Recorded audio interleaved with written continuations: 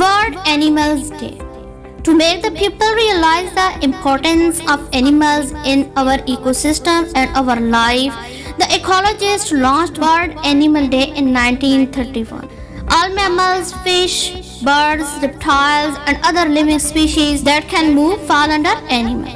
Every year, the World Animal Day has different themes. The theme sets are generally for raising awareness regarding the well-being of animals around the world. Excessive animal cruelty has already degraded Earth more we can imagine. Animals activists worldwide celebrate World Animals Day by organizing campaigns and rallies to promote the well-being of animals and world wildlife.